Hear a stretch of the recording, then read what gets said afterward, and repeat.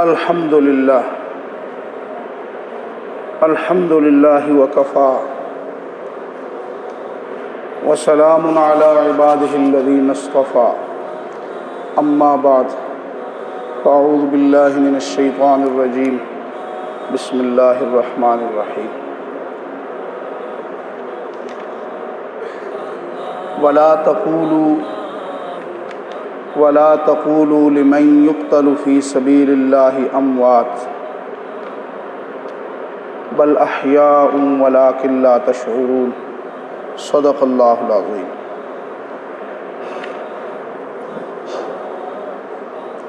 بزرگوں اور بھائیوں،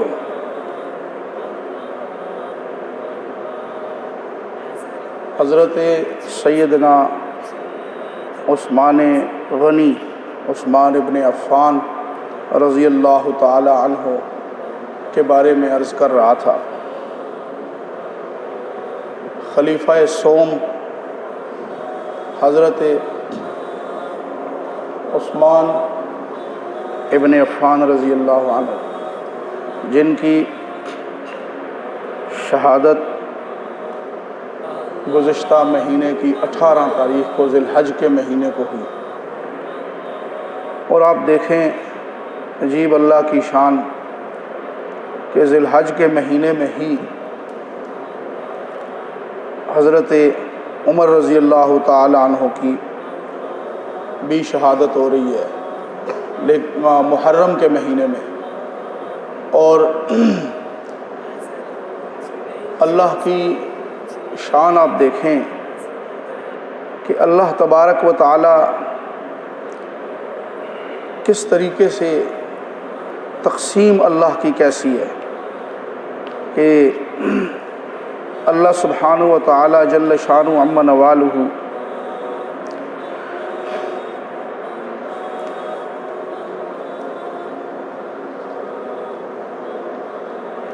ترتیب کے ساتھ حضرت ابوبکر صدیق، حضرت عمر فاروق، حضرت عثمان غنی، حضرت علی رضی اللہ تعالیٰ عنہ، کس ترتیب کے ساتھ اللہ تعالیٰ ان سب کو شہادتیں دے رہا ہے اور خلافتیں بھی دے رہا ہے، زندگی دے رہا ہے، لے کے جا رہا ہے، اور سب کی خلافتیں بھی اللہ پوری کر رہا ہے۔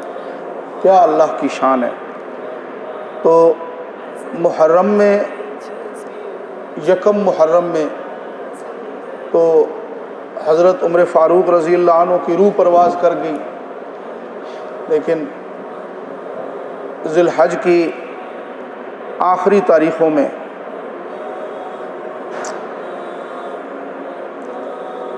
حضرت عمر رضی اللہ تعالی عنہ کو زخمی کیا گیا، اور وفات جو ہے وہ محرم کے مہینے کی پہلی تاریخ کو ہوئی۔ بہرحال اللہ رب العزت نے قرآن مجید فرقان حمید میں ارشاد فرمایا، وَلَا تَقُولُوا، کہ تم مت کہو، لِمَن يُقْتَلُ، ان لوگوں کے بارے میں جو قتل کر دیے جائیں، جو مار دیے جائیں، فی سبیل اللہ، اللہ کی راہ میں، جو اللہ کی راہ میں مار دیے جائیں، تم ان کے بارے میں مت کہو اموات، یہ تو مردے ہیں، ان کے بارے میں مت کہو۔ مولانا اشرف علی تھانوی صاحب رحمہ اللہ نے اپنی تفسیر میں لکھا کہ اس کا مطلب کہ ان کو ہیں تو وہ مردہ، ایک بندہ شہید ہو گیا، اب وہ اس کی میت سامنے رکھی ہے، اس کو دفن کر رہے ہیں، تو دفن ظاہر بات ہے، کوئی مردہ ہوتا ہے اسے دفن کیا جاتا ہے، زندہ آدمی کو تو دفن نہیں کیا جاتا۔ تو وہ فرماتے ہیں کہ اس کا مطلب یہ ہے کہ ان کو عام مردہ نہ کہو، وَلَا تَقُولُوا لِمَن يُقْتَلُ فِي سَبِيلِ اللَّهِ اموات، جو اللہ کی راہ میں مارے جائیں ان کو عام مردہ نہ کہو، بلکہ وہ کیا ہے، مردہ نہیں ہے، فرمایا بل احیاء، بلکہ وہ تو زندہ ہیں۔ اب زندہ ہیں تو زندہ کو تو دفن نہیں کیا جاتا، لیکن اللہ فرماتے ہیں تم جو زندہ سمجھتے ہو چلتا پھرتا دنیا میں، وہ نہیں ہے، ان کی زندگی ایسی ہے، وَلَٰكِن لَا تَشْعُرُونَ، لیکن تم ان کی زندگی کا شعور نہیں رکھتے ہو۔ اس کے بارے میں علماء اکرام نے بڑی عجیب عجیب پیاری پیاری مثالیں بیان فرمائی ہیں۔ اور ایک شعر بھی ہے، گر تو مرتبہ چاہے تو مٹا دے اپنی ہستی کو، گر تو مرتبہ چاہے تو مٹا دے اپنی ہستی کو، کہ دانہ خاک میں مل کر گلے گلزار ہوتا ہے۔ اب وہ مارا گیا، اسے رکھ دیا گیا قبر میں، دانے کو ڈال دیا گیا مٹی میں، کیا ہے کہ جی یہ فنا ہو گیا، لیکن وہ دانہ کیسے فنا ہو گیا کہ وہ دانہ پھٹا، اس کے اندر سے ایک کومپل نکلی اور وہ ایسے بڑی ہوتی گئی، پھر تناور ہوتی گئی، اور اسی دانے سے جو ہلکی سی کومپل سی نکلی وہ مضبوط ہوئی، اور اس کے اوپر سینکڑوں دانے اللہ نے لگا دیے اس ایک سے۔ اب جو اللہ کے راستے میں مارا جاتا ہے، اسی لیے تو کہا کہ شہید کی جو موت ہے قوم کی حیات ہے۔ اللہ کے راستے میں جو مارا جاتا ہے وہ اللہ نے فرمایا اس کی ایسی زندگی ہے کہ تمہیں اس کا شعور نہیں ہے، کہ تم اپنی دنیاوی اصول قانون کے مطابق جسے زندہ سمجھتے ہو وہ نہیں ہے، بلکہ ان کی زندگی ایسی ہے کہ تمہیں اس کا شعور نہیں، اس لیے انہیں مردہ نہ کہو، مطلب کہ انہیں عام مردہ نہ کہو۔ تو اس لیے اللہ رب العزت نے ان کو اتنا بڑا مقام اور اتنا بڑا مرتبہ عطا فرمایا، شہید کو اللہ کے راستے میں مارے جانے کو، کہ ایک حدیث مبارکہ ہے بخاری شریف کی بھی اور مسلم کی بھی، جس میں نبی کریم صلی اللہ علیہ وسلم کا ارشاد گرامی ہے۔ آپ علیہ الصلاۃ والسلام نے ارشاد فرمایا اس حدیث مبارکہ میں، آپ کا ارشاد ہے، لوددت، مجھے یہ بات بہت ہی محبوب ہے اور بہت ہی پسند ہے، ان اقتل فی سبیل اللہ، کہ میں اللہ کی راہ میں قتل کر دیا جاؤں۔ نبی علیہ السلام فرماتے ہیں، لوددت، میں اس بات کو پسند کرتا ہوں، میری آرزو ہے کہ ان اقتل فی سبیل اللہ، کہ میں اللہ کی راہ میں مار دیا جاؤں، ثم احیا، پھر اس کے بعد میں زندہ کیا جاؤں۔ کتنی قابل غور بات ہے، کتنی جو ہے عجیب و غریب بات ہے کہ میں اس بات کو پسند کرتا ہوں کہ میں اللہ کی راہ میں مارا جاؤں، ثم احیا، پھر میں زندہ کیا جاؤں۔ اور زندہ جب کیا جاؤں تو پھر اس کے بعد فرمایا ثم اقتل، پھر اس کے بعد میں اللہ کی راہ میں دوبارہ مارا جاؤں، ثم احیا، پھر میں زندہ کیا جاؤں، ثم اقتل، پھر اس کے بعد میں پھر شہید کر دیا جاؤں۔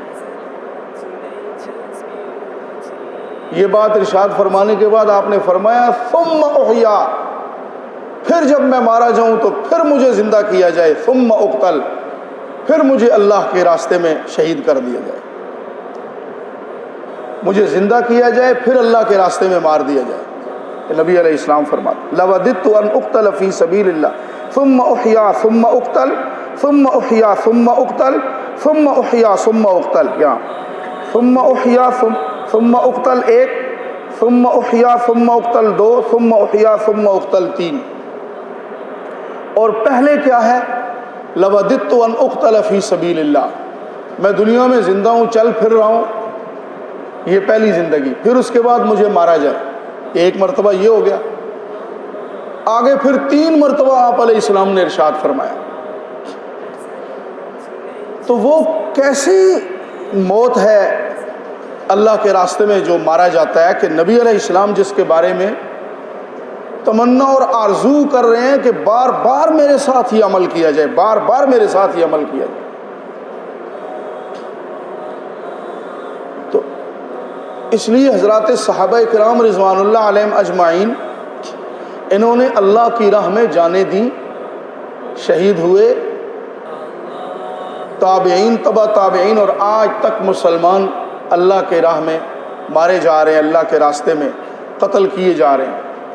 تو یہ اللہ کے راستے میں مارا جانا. اور پھر آپ علیہ الصلوۃ والسلام نے فرمایا جب کسی بندے کو اللہ کی راہ میں مارا جاتا ہے تو اسے جب زخمی کیا جاتا ہے تو فرمایا نبی علیہ السلام نے کہ جب وہ شہید ہوتا ہے ان زخموں کی وجہ سے تو اسے درد نہیں ہوتا زخموں کا، ہاں صرف اتنا درد ہوتا ہے فرمایا جس طرح تم میں سے کسی بندے کو چیونٹی کاٹ لے، تو جس طرح چیونٹی کے کاٹنے کا درد ہوتا ہے بس اتنا اسے محسوس ہوتا ہے، اس کے علاوہ نہیں.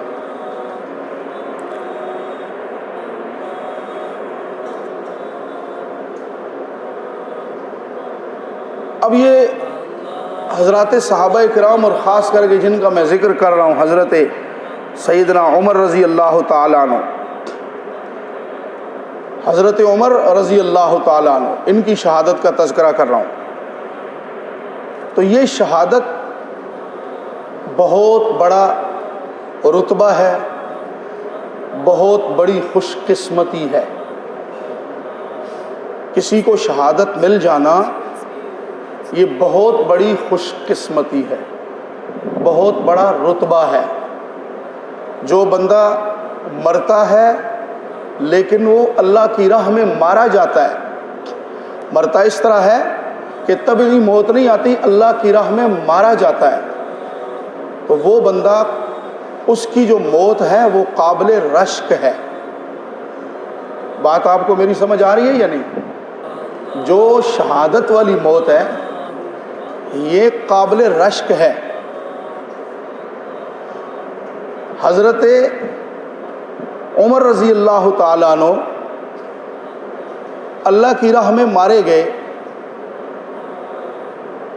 حضرت عمر رضی اللہ عنہ کی شہادت جب ہوئی تو اس کے بعد حضرت عبداللہ رضی اللہ عنہ جو ان کے صاحبزادے تھے، یا حضرت عبد الرحمن ابن عوف،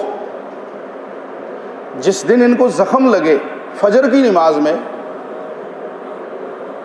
جب زخم لگے تو آپ نے حضرت عبد الرحمن ابن عوف رضی اللہ عنہ کو حکم دیا تو وہ آئے مصلی پہ، انہوں نے ان کی جگہ نماز پڑھائی اور حضرت عمر رضی اللہ عنہ زخمی حالت میں پیچھے کھڑے ہو گئے اور ان کے پیچھے نماز مکمل کی.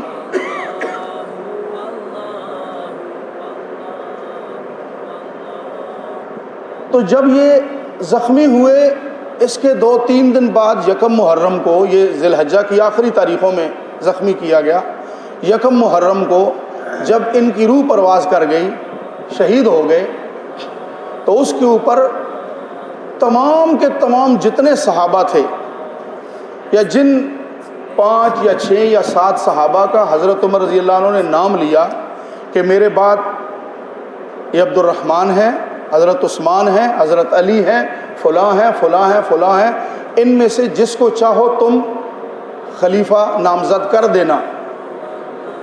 تو جب ان کو دفن کیا گیا تو اس دن سے لے کر آج تک کوئی ایک واقعہ بھی نہیں ہے کہ کسی ایک صحابی نے حضرت عمر رضی اللہ عنہ کے گھر والوں میں سے کسی نے، حضرت عبداللہ رضی اللہ عنہ نے کسی قسم کا کوئی واویلا کیا ہو، کسی قسم کی کوئی بے صبری کی ہو.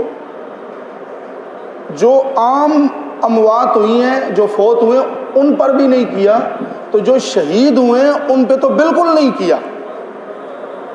تو لہٰذا جب یہ ایسے ہی خاص کر کے موت ہو شہادت والی، وہ قابل رشک موت ہے.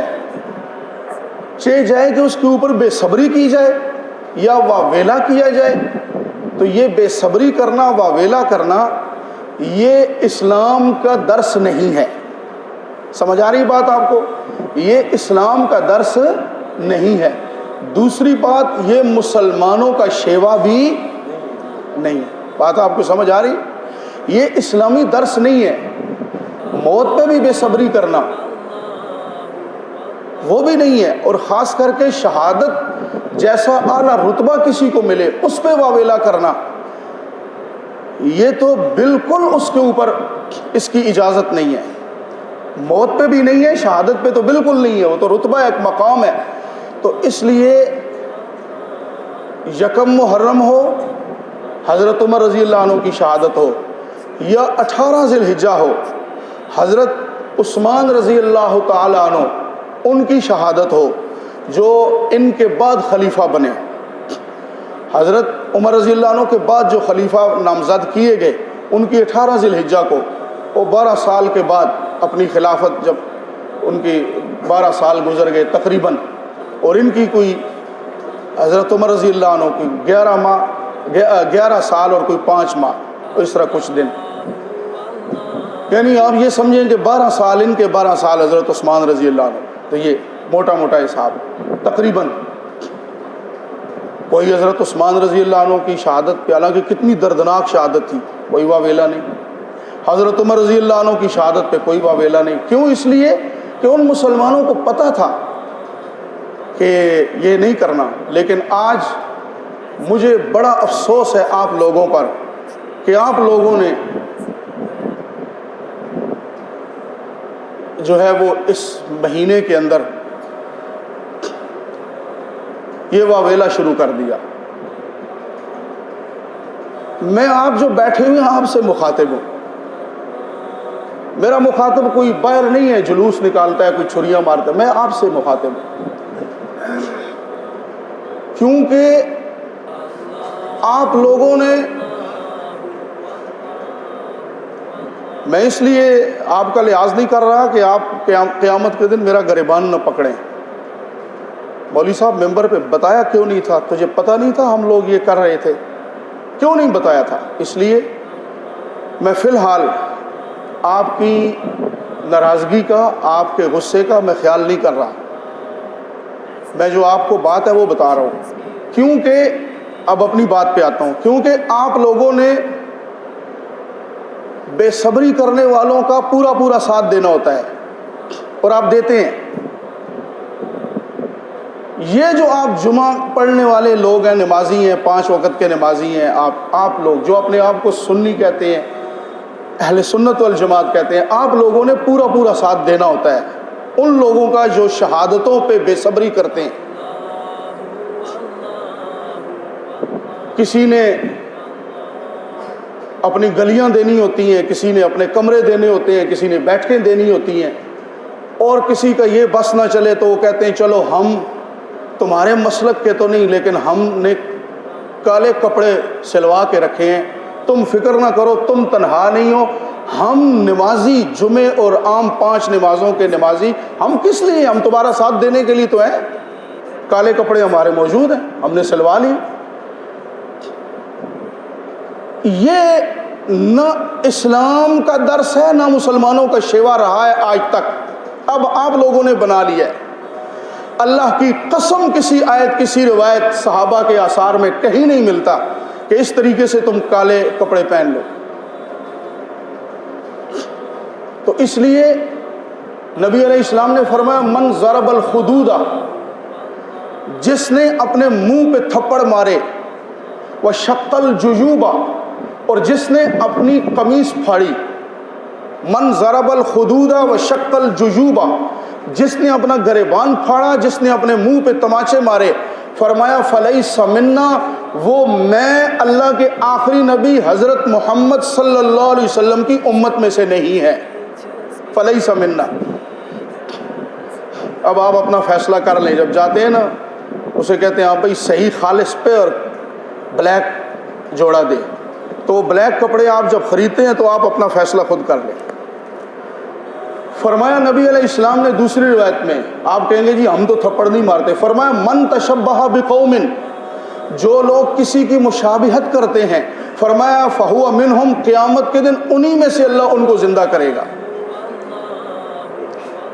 اس لیے میں کسی کو کیا رہوں، کسی کو کیا شکوہ کروں، گلہ تو اپنوں سے ہے، اپنوں نے سارا بیڑا غرق کیا ہے، الا ماشاء اللہ، ہاں مگر بعض وہ جن کو نبی علیہ السلام کے پسندیدہ لباس سے محبت ہے، وہ ہیں، وہ نہیں پہنتے، نہیں کرتے، نہ ان کے ساتھ چلتے ہیں، نہ جو ہے صحابہ کی شہادتوں پر، نہ حضرت حسین رضی اللہ عنہ کے 10 محرم کی ہونے والی شہادت پہ، نہ ان کے شانہ بشانہ چلتے ہیں، نہ ان پہ پیسے خرچ کرتے ہیں، نہ ان کا لباس اختیار کرتے ہیں۔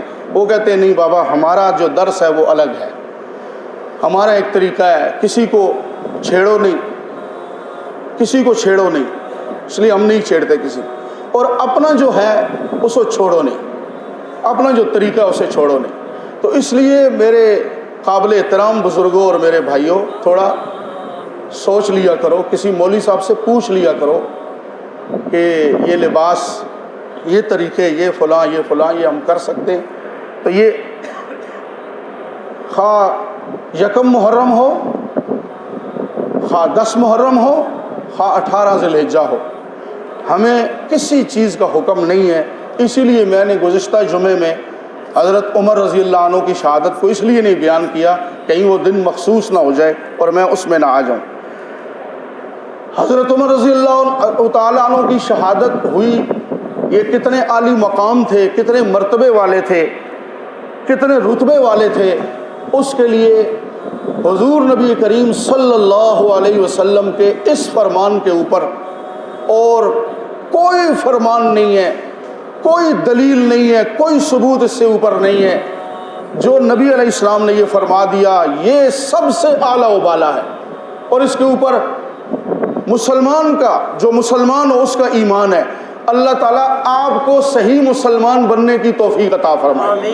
اس لیے پیارو، اپنی اصلاح کر لو، اپنی اصلاح کر لو، اپنے اندر سے جو غلطیاں ہیں نا ان کو نکال دو، اپنے بچوں کے اور نام صحیح رکھو، اور اپنے اگر نام آپ کے غلط ہیں ان کو بھی تبدیل کر لو، قیامت کے دن ناموں سے پکارا جائے گا۔ تو اس لیے اپنی اصلاح کر لو۔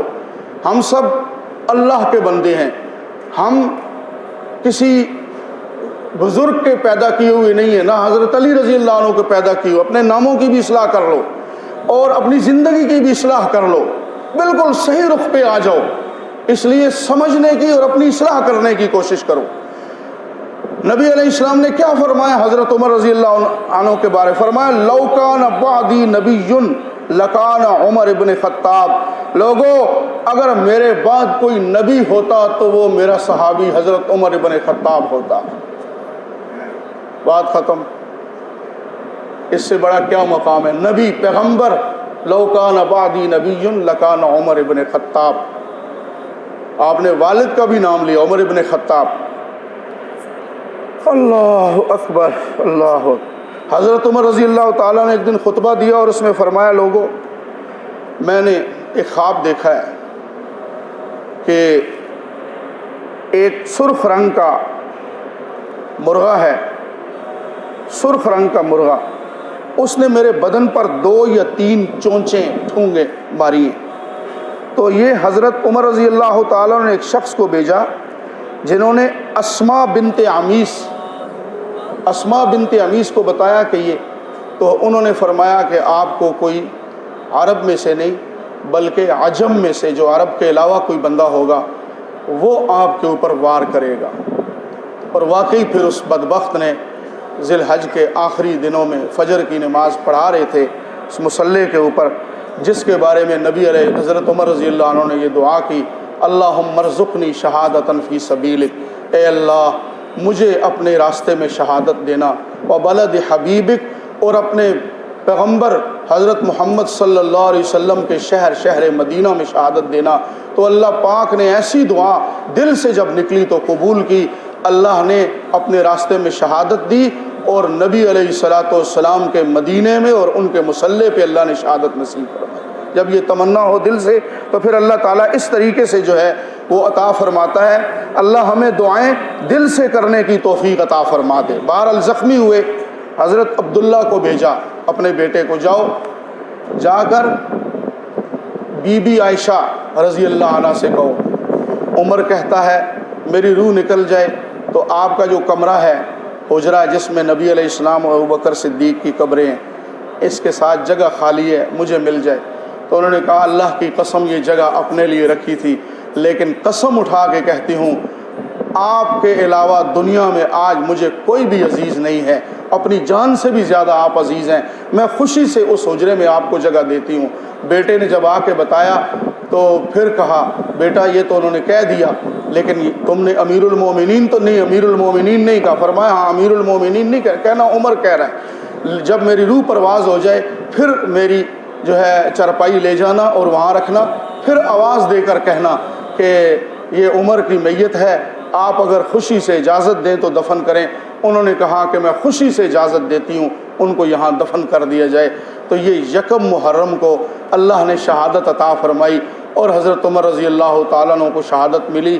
اللہ تبارک و تعالیٰ مراد پیغمبر نبی علیہ السلام نے غلاف کعبہ پکڑ کے جو دعائیں مانگی، اللہ نے وہ عمر نصیب فرمایا۔ اللہ تعالیٰ ہمیں ان صحابہ سے سچی محبت کی توفیق عطا فرمائے، ان کی شہادتیں اللہ منظور فرمائے، اور اللہ پاک ہمیں صحابہ کا جو دل میں کسی کے بغض ہے، معاذ اللہ ثم معاذ اللہ، کسی کے بھی دل میں ہو، اللہ یہ ان کے بارے میں رائی برابر بھی کوئی ایسی بات ہو، ہمیں اللہ دلوں سے نکالنے کی توفیق عطا فرما دے۔